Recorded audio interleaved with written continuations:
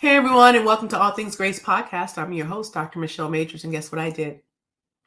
I forgot to hit record the first 10 minutes of the conversation with Marla Corson. So we missed the kind of introductory pieces. So I just wanted to take a minute just to introduce Marla. Just an amazing, amazing soul. Born in Michigan to a single mother, faced lots of different challenges in life, but always kind of envisioned like this world beyond her small hometown. That calling that says there's something out there for me. It's bigger than me. And so after high school, went on to the Air Force, went to different, of course, traveled to different places.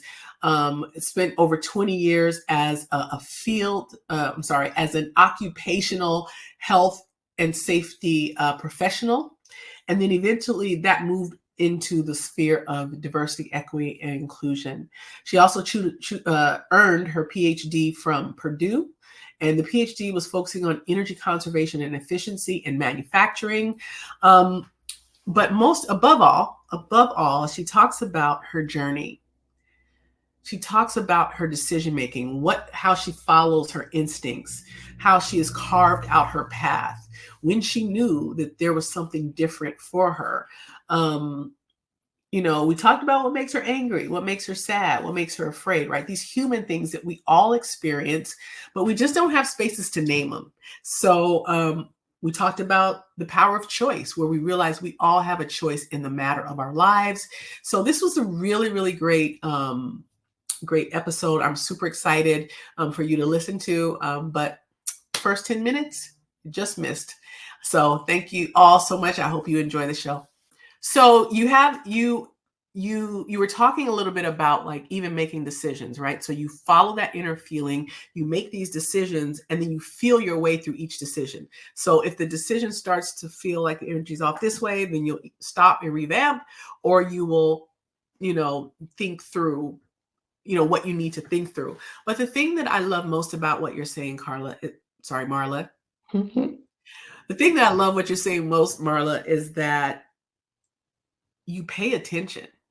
You pay attention to how you feel. I just strongly believe that we've been given this our own, GPS, God positioning system, whatever it is. And there's only to listen and follow. But I think that we get so caught up in the winds and the movement of life and change and all of that we don't pay attention. And I think we work way harder and it takes us way longer to get to where we need to get, simply because we're just not paying attention. Was this like part of a religious framework that you were part of growing up, or is it just, I don't know, I just kind of learned to do it? And the reason why I asked that is because you said that you felt that there was something out there for you, like you felt it as a knowing. And I remember thinking about Oprah, who was like, she was watching her grandmother or aunt or somebody hang laundry. She's doing laundry for white folks, and the woman, I want to say grandmother, said to her, my prayer for you is that you just find a good white family to work for. Mm-hmm. And she knew at 5 or 6, no, that's not my vision. My prayer for my life. Like she felt that it came from somewhere, right? Mm-hmm. So where did it come from? And was it part of any kind of religious or spiritual framework that you were a part of that had you so connected to the divine place? I think it's probably a couple of things. I think, I wasn't raised in any specific religion. Later in life, I was part of a religion, but at this stage, I don't feel the need to be attached to any specific religion. But I do believe very strongly in spirituality and in a higher being, and in that our connection with that. And I think, just to give a quick example, I don't remember how old I was. I was pretty young, and I remember my mom sharing this, that she had a headache or something, and I jumped up on her chest and I had a hold of her head and I prayed, and then just seconds later I said, "Do you feel better?" So to me, I thought, if I pray about this, she's going to feel better. So it was, And it's funny because I remember she's passed now, but she shared that and said that I was just so convinced that if I prayed about this, it was going to happen. So for sure, she's got to feel better, right now. Uh-huh. So that's always been something, and I've always gone to that. I've always believed that if I any type of prayer or centering myself, um, that that it will be right, that it will be, and you don't always know what will be, but it will be, and it will be right for me. Um, and so a little bit of being, I think, and I learned spirituality obviously, but Yeah. not in a religious sense. Yeah. And then, where I grew up in like a small area, and I was different. I was the only, you know, other than my sister, the only black kid around, and I actually met my dad at 25. He's in Detroit, and we grew up in northern Michigan, so it's predominantly white. And I remember dealing with a lot there of being different and always needing to be, um, you had to be strong. I learned that from just a very young age of being strong. And I remember thinking, when some bad things were happening, I'm like, once I'm big, once I'm bigger, this won't happen to me. So I, I believed even then that the circumstances that I was in, that there would be a time when I could overcome those circumstances. Mhm. And I think that has just continued throughout my life, growing in different ways, obviously, from childhood to being an adult and all the experiences that come in between. But that same set of just knowing, and that believing, and that feeling. And as I've grown, I've learned how to connect with that more effectively, obviously than when I was younger, but it's always been there. You talked a little bit about being learning to be strong and being strong. Was there at any point that someone said it's okay to be not okay, or it's okay to be not weak but soft, or it's okay to be afraid, or those things that are typically not strong? Were you given that permission or given that blueprint of how to allow yourself to be, instead of be strong and tough it out, like just be where you are, or be sad or be hurt, or I That's a good question. I don't really think so. I think I actually, I'm fast forwarding to, like, um, not long ago in my life, in different circumstances where I was giving myself that permission. But I think I have carried this need to be strong and to need to be the best and my best, and that has been a driving force for me my entire life. And I can't think of any, and obviously I've had many wonderful people around me, but I don't think I ever had someone that really um, convinced me that it was okay not to be the best, not to continue to strive, not to continue to lead, not to continue to do those things. I don't think anyone ever told me that. mm, mm. I'm always curious about that. Like, who's the voice of vulnerability and fear and concerns and worry, or whatever it is that are the also human emotions that Mhm. we don't usually tap into. So, in your whole trajectory of your life, Marla, we're talking Air Force, Venezuela, we're talking DEI, we're talking a PhD in energy conservation and efficiency and manufacturing. Um, Lots of different movements that could seem different. Mhm. And I'm wondering where you are now. What are you focusing on now? But I also, after that, I want to go back to the DEI and talk a little bit more about that. But where are you now? What is your focus now? What lights you up now? Um, well, all those things that, and you can see they're differing, but I see them now as that it's been one thing that's built upon another, that's built upon another, that's brought me to, if we fast forward here, I just started my own course in consulting and speaking, and that was a that was a launch into something that I always had wanted to do, but was a little bit nervous to do after you've worked for 20 plus years in the typical corporate America, and it can be a little bit frightening to jump out and do something on your own. So I'm here now, and I'm doing this, and I'm building that. But what's so beautiful about it, when I look at it, is all of these life experiences that I've had have built upon each other, and it has given me the ability to understand more, to do more, to teach more, to feel differently. They've all built on each other. So each experience that I've had, and major life event change, whether that's a move, whether that's a job change, all those things, they have brought me here to this space and time where I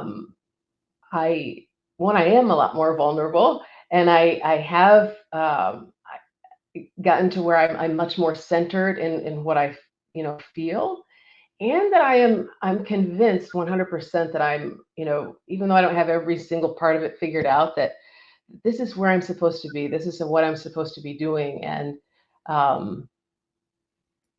that's okay, right? And it doesn't have to be like it was. Those things brought me to this place and this moment. Yeah. So I want to talk about DEI. Okay. And we can have lots of different, we can go different places here. We could talk about DEI now versus what's DEI after November 5th. Lots of different places we could go. But what has been your primary focus in DEI? So you do consulting, do you go into organizations, do you do trainings, so what does your delivery look like? Like, how are you actually delivering on your DEI in your DEI role, and why DEI? Like, what is it about that you felt I need to speak to this? Mm-hmm. Right? Yeah. I've needed to speak to it because I know very much what it's like to, and I shared this in a talk of, I've been the only one, the one of a few, or the one of a handful. Mm-hmm. So many times that I have a voice. I've never been hesitant to speak up, and I've never really been, even in the military, not threatened by authority. And so I can speak up. I can present ideas and thoughts, and it felt like it was my position to do so, especially because there wasn't anyone else around to do it, and because there were so many around me that didn't understand why that was important. So I've always felt like I have that role. I need to do this for others. And how I've done this throughout I'll say just throughout my career, is in every role I've had leadership positions, whether it was with Alcoa, whether it was with Nestle Waters, with the most recent, Amazon, and even now, when I was in a role of leadership in all of those places, leading large groups of people, I made it a point to ensure that I was bringing in women, that I was elevating women, and not for, and I was very deliberate about this, is that you're qualified, right? Because I never wanted people to think that anyone was in a position just because they were, female, or they're a veteran, or they're Black, or they're, whatever other category. But I made deliberate efforts for that, very deliberate.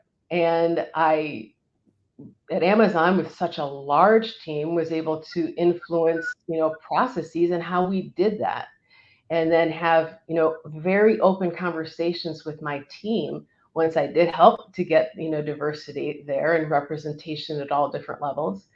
I just helped people to have conversations, and I pushed to change some things. I had an event that I went to where there were two questions that were asked that were really profound. They've always stuck with me. And one was, how many times have you been interviewed by someone that looks like you?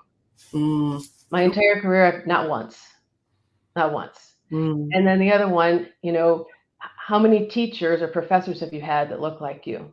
So I'm a K through PhD, not one. So fast forward into a work setting, I said, you know what? Now, and I was hiring hundreds of people at Amazon, and we changed that. And I said, everyone who comes in here, from whatever background you are, there will be some representation that you will see when you are interviewed, so that you know that this environment that you are coming into has something for you, like you, that you can make some type of connection. For a while, before I could build up enough, I was the woman and the Black woman that was interviewing people, so I could be that representation, until I built enough into where there was more. And then instilling in people the value of that and why that is so important, and important for inclusivity. And then also looking at, when you're evaluating people, how you promote and how you evaluate performance, and helping people to see where there's biases, right? And when you have large numbers of people, you can see biases, and we could pull out that, oh my gosh, in this area with this leader, why is it that all the people that are rated this way happen to look like this? And bringing those things out, and never being afraid to talk about them, and not having people just change something in a system so that the numbers would match. No, get to the bottom of why, and understanding the why so that we could change it. I've always been the one to challenge in leadership positions of saying, you know what, I'm the reason you're getting that, extra bonus. They would know that, I'm the one that made that woman, that Black woman, and that veteran. And that's almost made me angry sometimes, that others benefited because they had me in the room. But I always had to prove at the same time that I was in that because I delivered results, so that it was for that reason, and not, just so they could have a metric. So really, to your question, I've felt the need to do this my entire life in every position. I feel very much a responsibility and a leadership role to do this, for others. And I have done it through action, and teaching people how to do very practical things. All the things that you do normally in an organization, how do you do those through a lens of diversity, through a lens of inclusivity, and then through a lens of equity, and really teaching that. Got it. So this is a it's 3 questions, but it's a cluster. Okay. What makes you angry in this work, DEI, some of the conversations you have to have, whatever in that sphere, what makes you angry? When people don't act. Right? When people don't act, when they know, or they're taught, and they don't act, or they act with the most superficial type of action just to say they did something, but it's really nothing. Now that makes me angry, because that means you know, and you don't care. That's right. Right. You don't care. I would rather have somebody come and say, you know what, look, I don't know how to do this. I want to, but I am so lost. I don't know how. Perfect. I can help you. But you saying, yep, I did this, and feeling good about it, but it's nothing. No, that makes me angry. What makes you sad? I've had, unfortunately, also in leadership roles, there's been quite a few times when I've had people come to me, both, Black men, Black women, and some more junior, some senior, where they've had some really tough experiences. Yeah. And I've always been pretty bold, and always willing to say in the back of my mind that, you know what, I can leave this right this second. So there's a little bit of freedom in that. Not everybody has that, and everybody feels that. And it makes me so sad when people are in positions that they're mistreated, and they feel that. And I just automatically feel this need to help and to make something better. I'm very much driven by that, of I care about people, and when they're mistreated, or undervalued, or misrepresented, that makes me sad. Final question. What makes you afraid?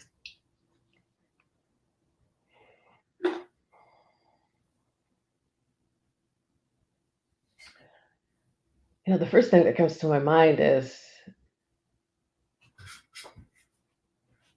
I always question, am I doing enough? Have I done enough? Because I've always believed that I have this purpose. I think we all have a definitive purpose in the world. Mhm. And I want to make sure that I'm living up to that purpose. Mhm. Sometimes I'm afraid that, what if I don't, you know? So that makes you afraid sometimes. And Yeah. then, some things in society, I'll be candid today. There are things that I worry about of no, just frankness of, the political environment that we're in, of how we'll have to change how we already have had to change how we live, but how that just could get a whole lot worse. Yeah. And those things, um, it's fear, but that also quickly turns into I act. So it's a fear that just translates into, okay, what are you gonna do? What Yeah. are you gonna do? So So when I say what's afraid, you say, please revisit question number one. What makes you angry? Right? Because it's like when you get so yeah, afraid, it's just all you can do is act, or you can just yeah, fall apart. So I 100% get that kind of the whole repeat, right? Because you get mhm, afraid and then you're called to action and then you act and then you see how much work there is to do or how limited your actions, what is the impact? mhm, I love that you said something to the effect of not fulfilling my mission. And I have a friend, and his whole thing, he always says, don't die with your best music still in you. Right. And I'm I love it. moving on with my music still in me. And, he's like, the cemeteries are filled with people with lots of, and all that. And I do have I want to feel like now I used to feel like I want people to know I was here and the impact I made. And now it's like I just want to go to bed at night knowing I did everything that I could and somebody's life is a little bit better because of something I said. I mean, I Yeah. guess the bar is getting lower. I don't know. I But don't think that's lower. It's not. It changes. It changes over time, and I, I look at that, what you just said, and I think, I decided to step out of what I was doing for the last 20 years and that I'm really good at. I am. I'm a fantastic safety professional. I am. And not ashamed to say that. But and I'll consult with that and do those kind of things, yes. But I want to use my experiences to teach people how to change and do different things. But yeah. I still keep in touch with people that have worked with me, and I have had such joy in seeing them go on to lead, really large organizations, and especially when I see them taking things that they learned about DEI and implementing those. I'm watching one gentleman I think of, and he's leading a large safety organization, and he's diversifying the whole group. Mhm. So he's doing those things. So to your point of, sometimes you want to be known, but it's knowing that others are doing um, what you helped them to learn to do. And I learned from them too, but they're carrying that on. And Yeah. watching that happen with multiple different people brings a tremendous amount of joy to Yeah. me. Yeah, I think that's really important. And as I joked about, maybe the bar is getting lower. I think what was happening is the bar is getting higher for my self-care and wellness. Mm-hmm. I started out, recently I'm like, okay, what am I going to do? Am I going to block one whole week a month out of my calendar? Am I going to just take Fridays and Mondays off? Am I going to what am I going to do? Because something's got to give. And that's never been my thing. I'm like, more, bring it on, more Yeah. clients, more trainings, more. And the more afraid people are, the more we have to carry that. So Yeah. not only we're carrying the energy and the fears and the sadness and the grief and the anger and all the things of other people, but we have to metabolize that so that we can show up. But then Right. we're also in it too, Yeah. right? So now it's I don't even have the same Yeah. energy Yeah. to carry You your don't. energy to do my Yeah. best work. And so I've had lots of, I'm just in the point of my life where I think I just want to do my best work. I know I have a servant's heart. I and I love the idea. I love humanity as a whole and all of the richness of our differences and all of that. Humanity is awesome, but I'm also realizing that as an introvert, humans are tricky for me. Humans, because we all have our different stories Yeah. and our wounds and our trauma. And you never know, Michelle and Marla walk in going, hey, let's make this place diverse and let's really allow people to amplify their voices and make things equitable and everybody has access to resources and all of that. And we walk into these places and everybody's story is so different and unique. Mhm. That we don't know what that one thing is that we'll say that will tip somebody over and they have a trigger response and then it's a thing, right? And Mhm. so the landscape is changing, the language is changing, the people's expectations are changing, how we communicate is changing, like so much is different. And so I had to, in the process of all of this evolution of the world of DEI, I had to really sit back and say, when will I know that it's time for me to pass on to someone else? When will I know I'm done? And so, when will you know you're done? Wow. Um, I know you didn't see that coming. I know you were expecting. no. I didn't see that coming. There's I'll kind of with occupational health and safety, I think I've gotten to the point where I know that's done in a way. I mean, I still will teach that, I can do that, but being a kind of the real hardcore practitioner of that part is gone, and I don't want to do that again. And not because I don't like it, not because I'm not good at it. It's just it's time to do something different. And I think now is the time to um, share my story and stories of how I have made things happen, how I have Mm, been able to deliver results that have created inclusive environments, that have created processes that are different, that will allow for diverseness and an equitable environment. And to be honest, I don't know if that will ever change, but I think it will evolve. And I say that because I just actually joined a book club in the area, and there's about, I don't know, 20, 25 people, and we're reading books, banned books.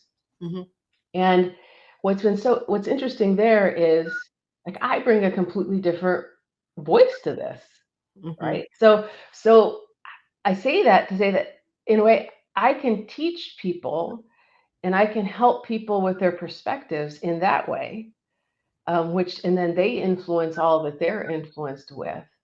So I share that as just an example that it may never end. It just may take on a different look.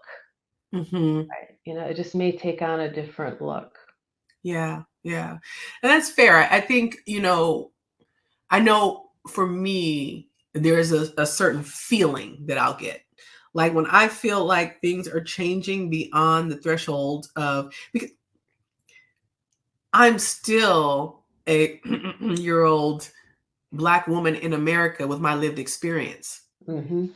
And when I feel like I get to the point where that is no longer free and I can engage with people, and still bring that and not have people feel like my lived experience, because let me finish my sentence, without feeling like my lived experience is a compared to, or, well, we don't do it that way anymore, or like when I feel that, and I'm trying to figure out, I can't get the exact word I'm saying, but I know when I feel like I'm not the person to lead it because my identity and my values and the way I see the world is too far away from where things are going, right?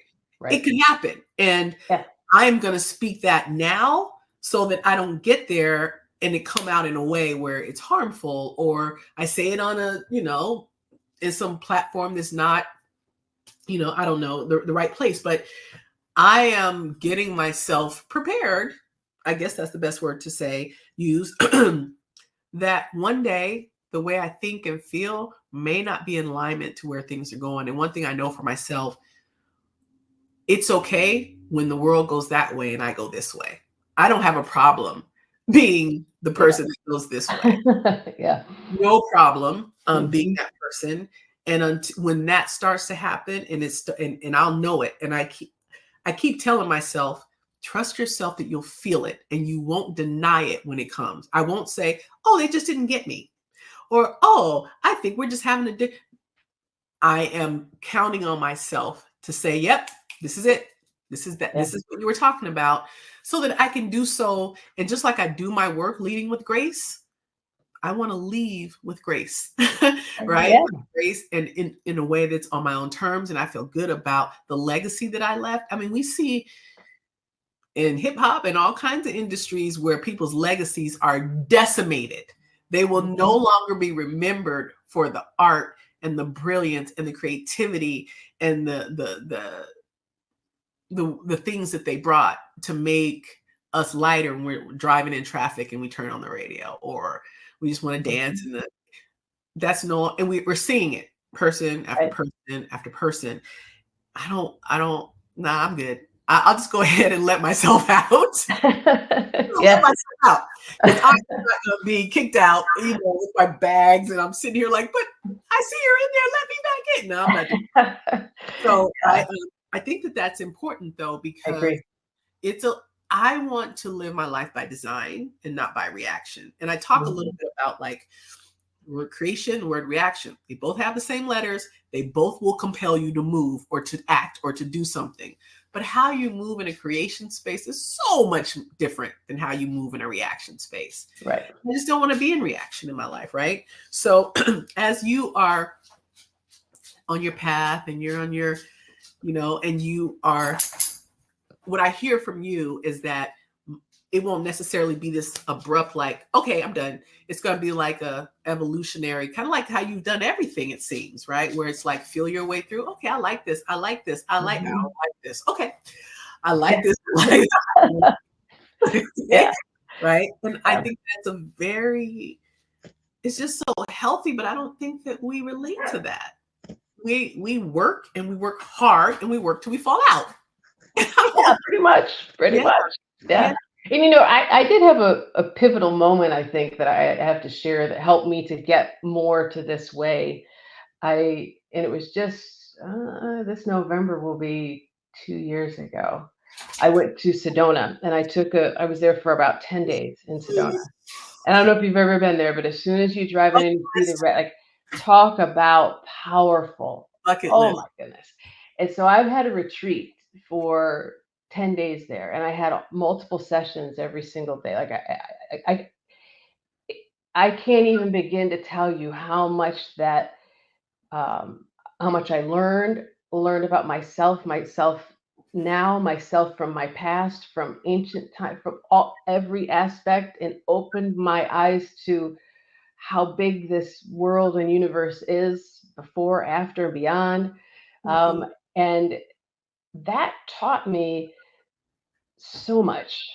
And Mhm. that also helped me to see the value in that pause, in that stopping those, and really like one thing of a meditation of just quieting that noise, Mhm. or even if it's just short moments, learning to breathe, and then that allows you to feel that feeling that for sure I know, but you're giving space for it, you're welcoming it, you're asking for it now, whereas maybe earlier on in life I wasn't asking for it. Now I Mhm. can pause, I can still myself, I can listen, and I have techniques to do that and listen, Yeah. and then that's the guide.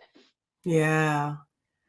I am getting to Sedona. You know what? I may have to treat myself to a Sedona sooner rather than later, because I think I Oh, am in a reflective place right now where I think, and they say there's something about like the energy in Sedona where if you're feeling like you're seeking something, you're more aware. But if you're going and you're feeling like, I hate it here, this sucks, and life sucks, and like you have a different, it seems to heighten wherever you are. Yeah. And I think I'm in a place of, I'm seeking answers, I'm seeking understanding, above all because I want to experience freedom in everything that I do, and joy, and I want all those things abundantly.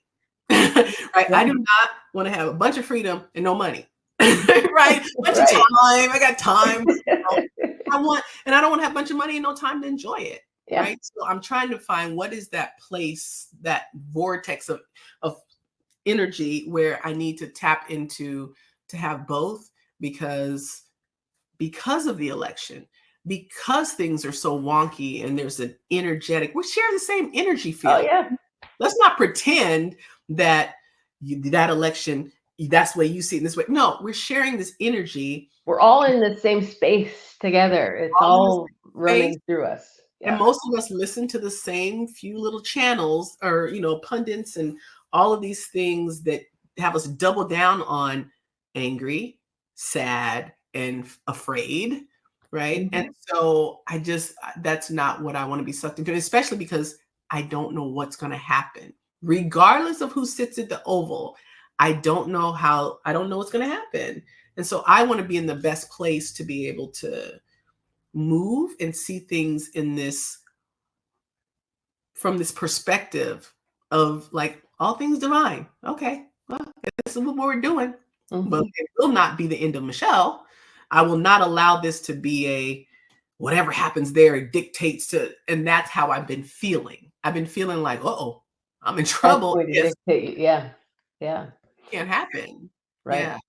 No, So, I agree when you said to go with an openness. Now this, I went like right after I was leaving Amazon, starting something else. I had a time and I went and I disconnected from everything. mhm, Didn't use my phone, like nothing. This was 100% focused. And one of the best and most powerful things I could have ever done. But I went with complete openness, and I went with seeking and and preparing myself to feel and to really take it in and to learn things that I was like, wow, like I had never experienced in my life. And to mm, just allow it all and allow people to um, help me, yeah. allow, there are healers of various different types in the world, and they can be very powerful in helping us if we will allow it. And it's not some crazy wacky stuff. It's just a real, and you'll feel it. And it also confirms that feeling that we spoke of in the beginning. It confirms that comes, and it comes in so many ways, and helps you to understand the why. It helped me to even see the future a little bit more clearly. Yeah. And so if you go, please, oh, if you have the opportunity, please take it, go, and then for sure, let's have a conversation afterwards, because I would love to hear your experience. But that changed me. It Yeah. did. It really did. So I think one thing that I want to say, because I always want to be accountable for folks aren't always in a position where they get them go to Sedona, right? True. And so if you're not in that position, do you have any thoughts or ideas that you'd want to share for folks who they want to have this revelation or this experience of like that aha, at least not even the aha thing, but maybe just the aha direction to start, Yeah. right? Any Yeah. thoughts on that? Well, I do, and it's interesting. So even since I've been back from the retreat, there's actually things you can do online. Right. Mm, So I even had a session online, right? And which was great. Actually, a couple since I've been back online. So much less expensive, but just as powerful.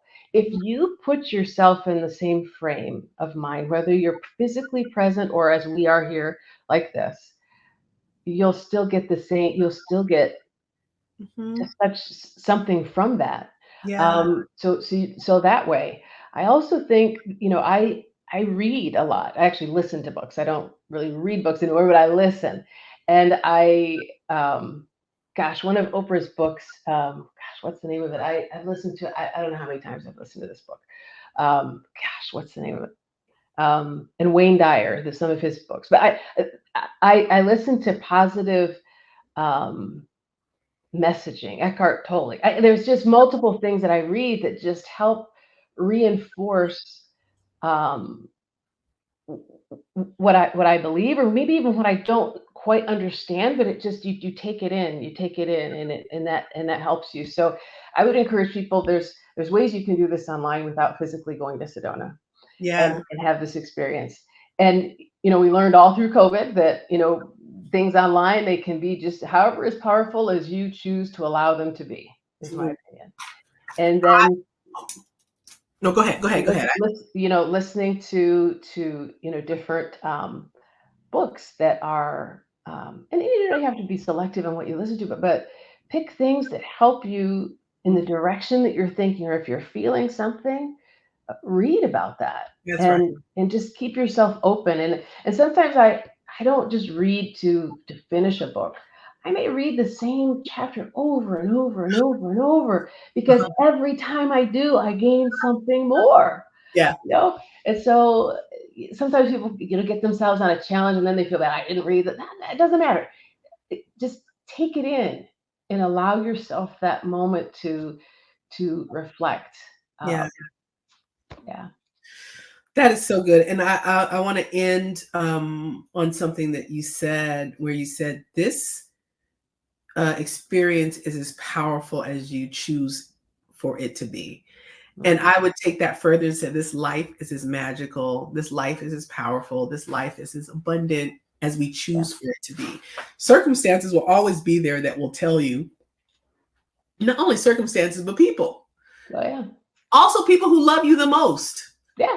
Will tell you, don't do that. Yep. Do not do that. You better go get you a job. Don't try to be a photographer. Yeah. Don't try to be get you I think that the power of choice, and actually even being present, we do have a choice. So when someone, whatever relationship you're in, you do have a choice. Right. Even when everything around you says, I can't afford to leave this situation. It isn't until we decide, what is that? Never underestimate the power of a woman with a made up mind, right? Once you make up your mind and once we decide, then we'll start being present to opportunity. That whole thing with the car. Oh, I want a Mazda. Who drives a Mazda? Do they make Mazda anymore? But anyway, I want a Tesla. No, sorry. You don't want Tesla. I want a Honda. There you go. And then you start seeing Hondas everywhere. Yeah. Because you have, the minute you declare it, it brings something up visible. It's just laying, right? And so this thing about choosing, and when you said it, I was like, oh yeah, because at the end of it, we have a choice. We have choices. And all of what you were saying around trusting yourself, following that choice. And then when the choice is like, don't like that, make another choice. And then it opens up. What I've seen countless times is once you make that other choice, everything that you might have worried about, it's all right there. Yeah.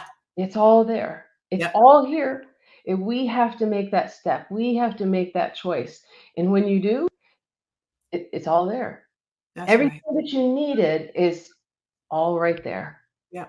And I think I've really learned that over probably the last 2.5 years. I've learned that even more. And then I go back through my life experiences and say it's happened over and over and over and over and over again. Yep. Absolutely. Well, thank you so much. I'm going to figure out the Sedona thing and trust and believe when I get back, I would love to unpack it with you on this show, please. Just to have a conversation about it. And thank you so much for just sharing. And, these shows they're really, I'm very fortunate because the folks that come to these shows are just so full and willing and open. And every time I leave, I go, ooh, somebody's life is going to change. Somebody, because there was a lot of amazing things that were said here today. And it just, the connection and the resonance will to everybody to find their way and find their bliss and find their joy and their path. So That's all. I think that's all I'm here for. I know that's lots of why you're here, if not all. It is. Yeah. I really appreciate you sharing your time. And so we are going to end it here. And I'm going to see you after Sedona. All right. Sounds good. Okay, thanks. All right. Hey everyone, I hope you enjoyed what you heard today. If you did, please click the small bell and become a subscriber and join me in spreading the message of grace.